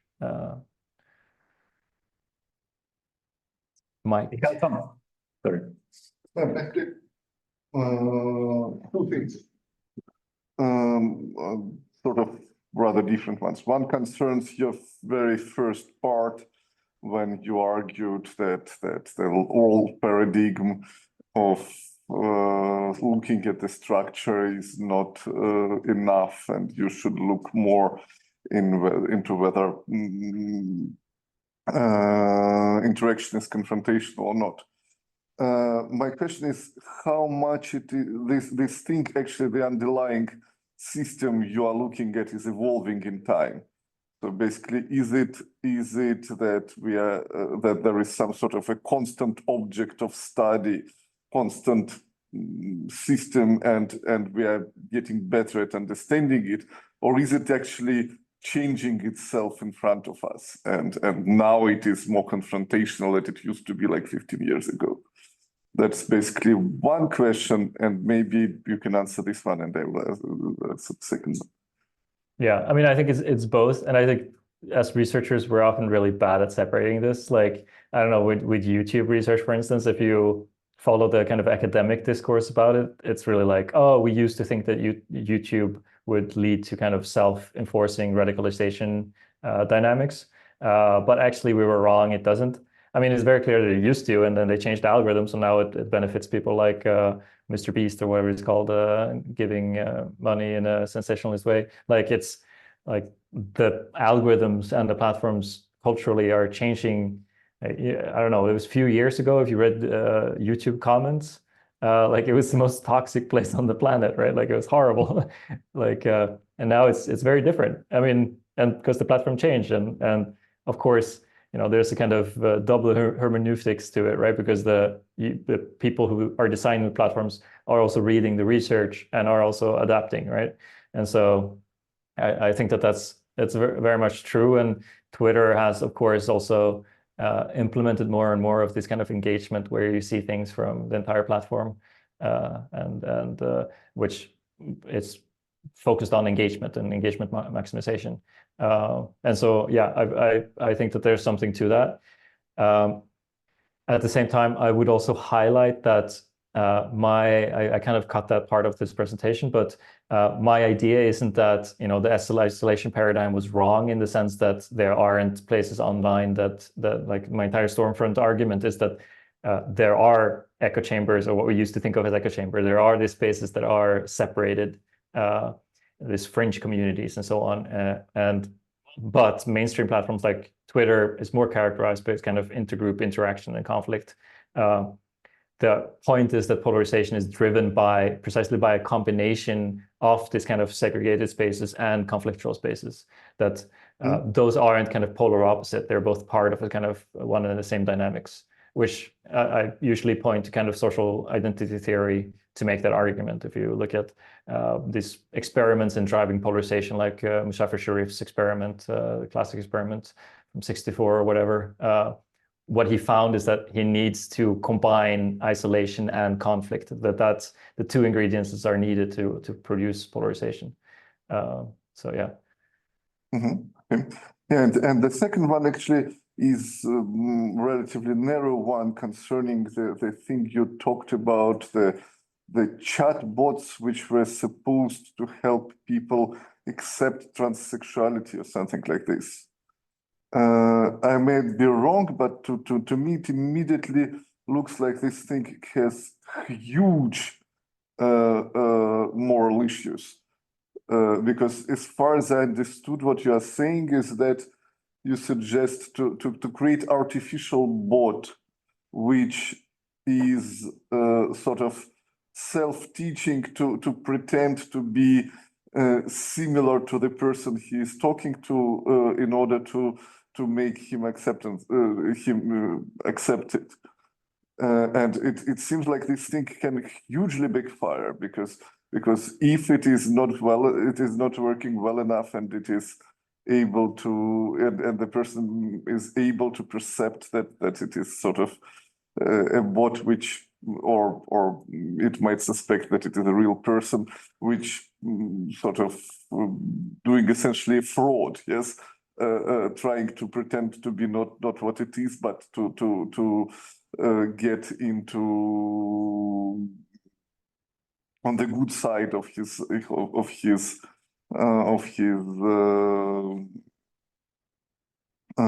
the person he's talking to by pretending to be similar to him, and it quite easily can get quite an opposite reaction, for example. Not to mention the fact that it might be good to make people more accepted, find transsexuality more acceptable, but you can easily imagine sort of a person with your neo-Nazi, from your neo-Nazi fringe group doing the very same thing, yes, and sort of try to make this sort of views more acceptable by using this sort of procedure. Or yeah, I mean, understanding the idea of the paper isn't to write like a bot that I'm going to release on Reddit to see what how it impacts the world. That's wouldn't really pass my, I don't know about your ethics committee, but my ethics committee would not appreciate that. I mean, the idea is to do a kind of experiment, right? Like an online experiment, and obviously I will have to inform the participants at least more or less about what they're going to engage in. And following the usual ethics considerations. And so I mean, I think given those kind of constraints, I think it will fulfill research ethics expectations, hopefully, or I won't be able to do it. So we'll see. But so, yeah, I mean, I agree. Of course, it's widely known or understood that large language models most likely will have a horrific impact on society, but in social media, right? Like I didn't mention, but I'm also writing a paper doing an experiment showing that large language models are able to, they're superhuman, if you apologize the use of the word, at producing viral misinformation. And I mean, that's the more likely use of them, right? Like, if we're honest, but it's nice to try to see some optimism in it. Anders Kaius. Yeah, hi. Thank you so much for joining us for the seminar. I've been reading all your stuff, so it's nice to meet you in person. I mean, sort of in person. Anyway, so I was wondering about these experiments with large language models as sort of agents communicating with each other, which I guess many different people in many different ways are now doing. So when it comes to like technical tasks or more technical tasks, you know, like you mentioned just recently, sentiment analysis, you know, it's kind of easy. Like we do some test set and we can evaluate how accurate the given algorithm is. So is it a Vader or is it a large language model, and we get to put a number on it, right? And then we can use this number down the line to say, okay, this model is accurate enough or whatever to extrapolate. Do you think it would be possible to do something like that with these sort of experiments as well? So for example, if we want to measure toxicity, could we somehow measure how well these large language models kind of perform toxicity? So we can put some sort of confidence intervals around the 0.13, whatever coefficient or percent, or maybe model something before the measurement of the coefficient, but just kind of to be able to put the confidence around the results. Maybe there is some way to measure how well they correspond to human interaction or something. Like, have you, just completely open question, have you thought about this? Yeah. Nice to meet you too. And yes, I think that it's a super important thing, both calibration and validation, I think absolutely necessary. I think it's very hard with the way that this model was designed, which was to use ANES data, which we did in part for kind of ethical considerations.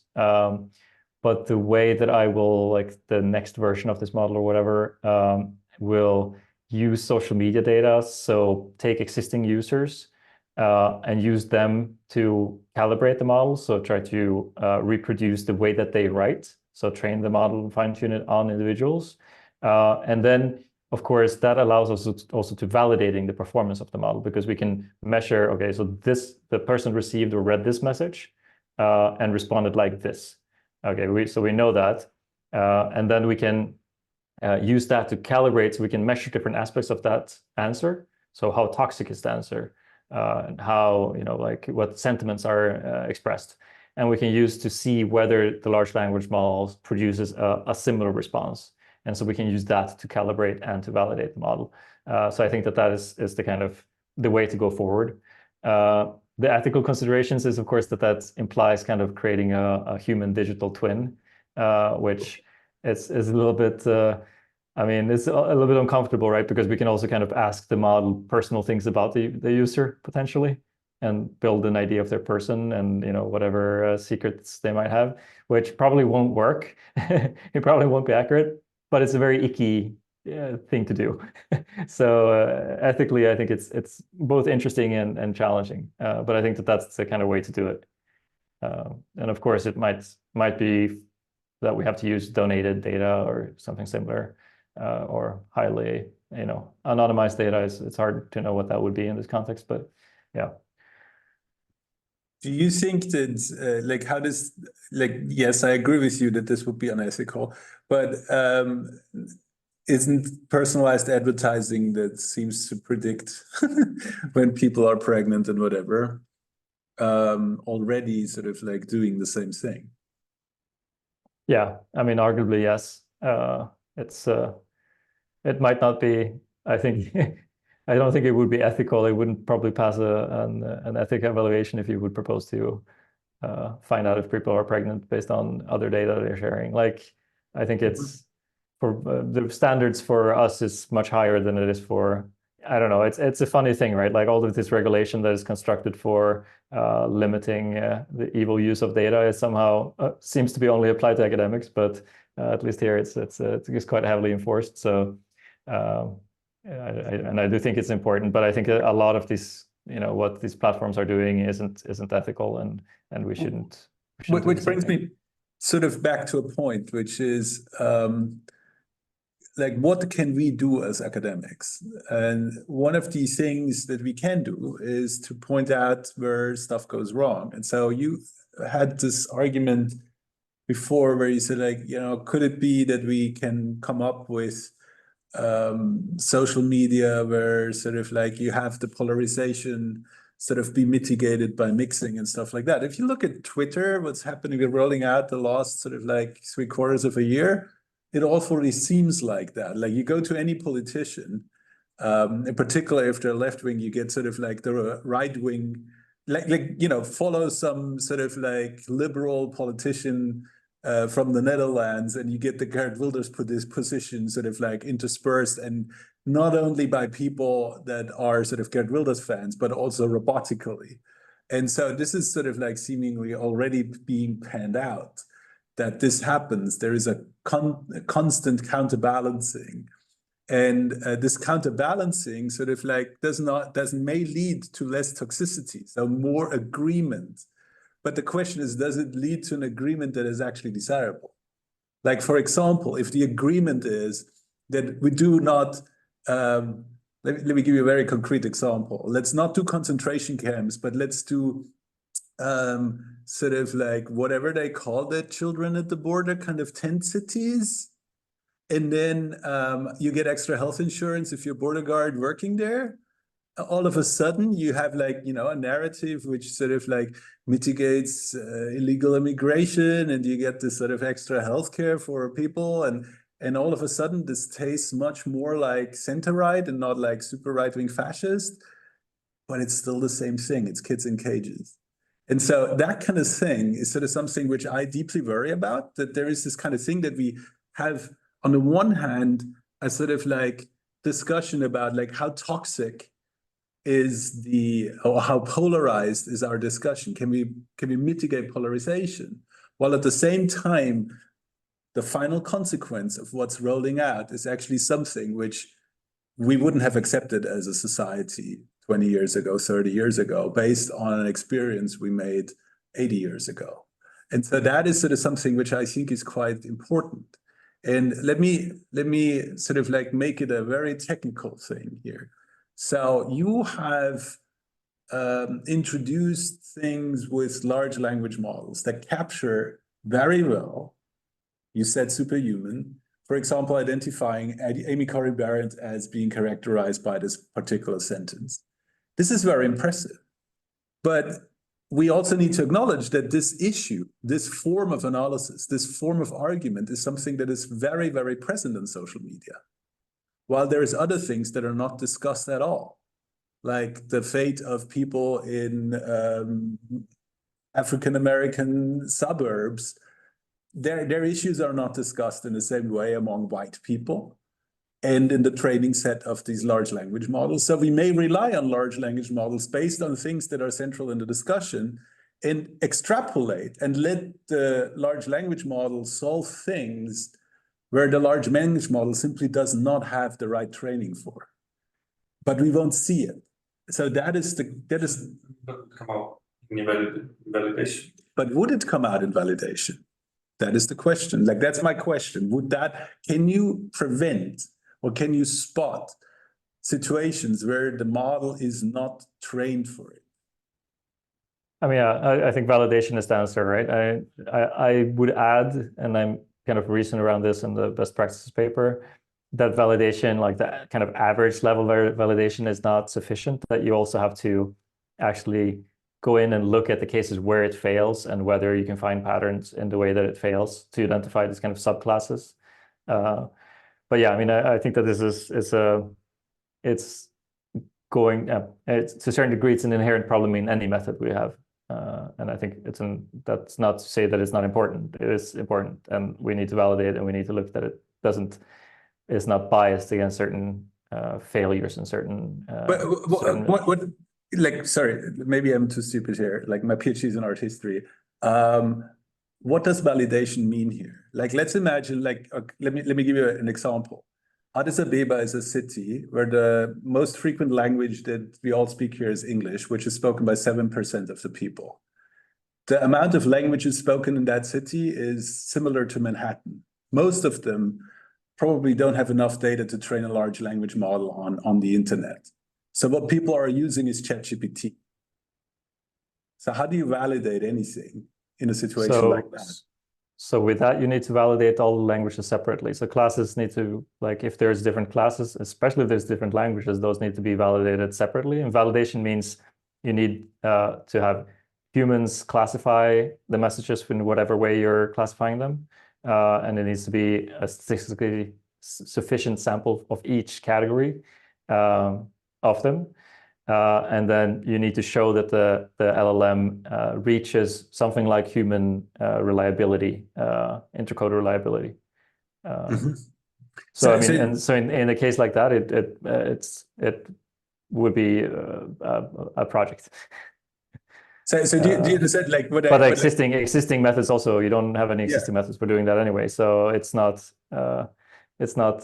something that's lost by large language models. It's just something that is inherently expensive to a certain degree. Large language models do seem to work better across languages than any previous methods. Obviously, if you have supervised models and you use them across languages, it's basically you can't, right? Like it's virtually impossible because you need to calibrate and train, or you need to train the model separately for each language.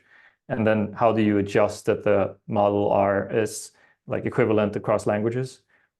Even the most established model, like the Google's Perspective API of toxicity, it doesn't actually work across languages. Even like I wrote a paper recently showing that for German, it just doesn't work. It behaves arbitrarily.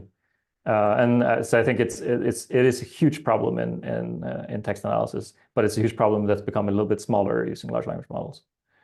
But just also to connect to your other point about polarization, because I think it's very important, and it's also I'm very uncomfortable with the polarization, especially the way it's being used. Like we have currently the university here in University of Amsterdam is shutting down student protests against Israel's behavior in Gaza with the argument that the students are increasing polarization. There's like this way that the polarization has become this way of attacking political expression of political opinion, and to a certain degree, I think that polarization often hides what's actually going on, which is often far-right radicalization, better understood as far-right radicalization, because it's a highly asymmetric, we speak of asymmetric polarization. It's been shown that the polarization is very asymmetric. But when we speak asymmetric polarization, like polarization inherently has a sense of divergence between two groups or conflict between two groups. There is an inherent kind of two-sidesism built into the concept. And so in that sense, I think radicalization might be a more useful term. Also, what we're actually looking at in terms of political terrorism and so on is almost exclusively on the side of the far right during the last 20 years. So I think I agree. It's a difficult concept, and we should be quite careful in using it. Mike, thank you. Well, number one, political extremism, at least in Europe, is at least to the same level Muslim extremism as the far right. I don't know whether you include Muslim extremism into far right bucket. I don't know. Anyway, I think that what you are, both what Max just initiated and what you seconded essentially, is a very dangerous thing. You say essentially the question is whether you want to mend the society and return it to the ability of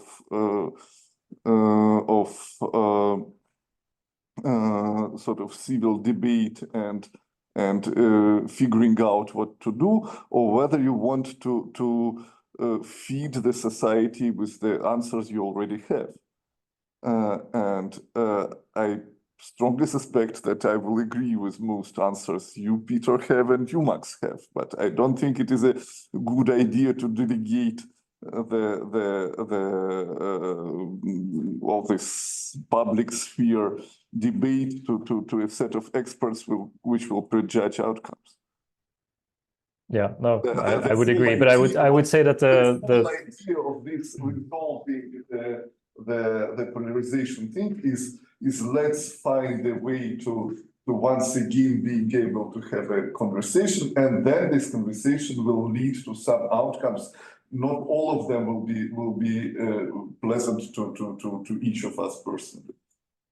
Yeah, But, no, I mean, I wouldn't want to build an algorithm or a system that somehow measures what you're saying or takes that into account in some way and has a different outcome depending on what you're saying. Like, yeah, I think that is clearly, and of course, the systems that we have do that, right? So, I mean, it wouldn't be a new thing, but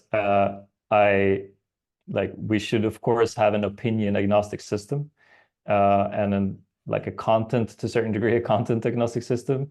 But at the same time, I think it's important to recognize that the effect of social media on political debate hasn't been symmetric. And there are good reasons for explaining why, and why the far right, like if you're looking for extremism online, like these nature and science studies on Facebook, they're not finding it on the left, they're finding it on the right. And there are reasons to explain why the right is affected differently from the left, at least in many countries. I can't speak for the entire world, of course, but the US is what's been mostly studied. And I think it's important to recognize that, and I think it's important to like not speak to a kind of two-sidesism by how we use the words that we're using in academia. So that's what I'm arguing, not to have like a filter out right-wing opinions or modify them or anything like that. That's not really compatible with democracy. But I think, I mean, clearly, all of these conversations and all of this what I've been talking about, it opens very challenging kind of deep questions about the public sphere and how we should organize it.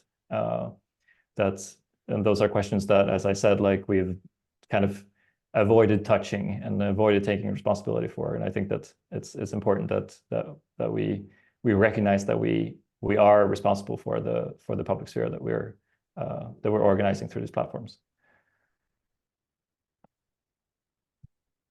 Excellent. We have spent 2 hours on this, which is great.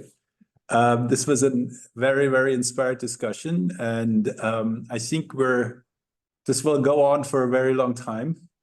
Large language models are obviously very, very influential in whatever we do, both in research and in real life, because they're used everywhere.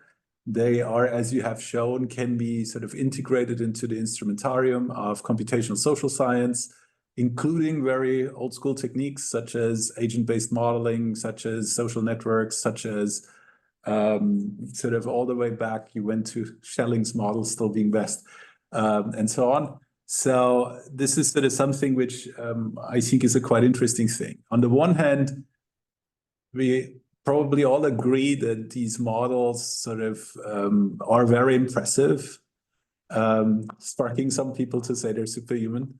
On the other hand, we also sort of like arrived in a discussion in a situation where we also acknowledge that it's important to look at the details and look at the contents of how these models work and how sort of our algorithms work and what the data is. And this is not funny, right? We're in a situation where these things are already weaponized. We're in situations where even not taking into account weaponization, like if you imagine you're one of 200 engineers at Facebook and you cater to 2 billion people, and then the Rohingya genocide happens, and partially Facebook was part of it.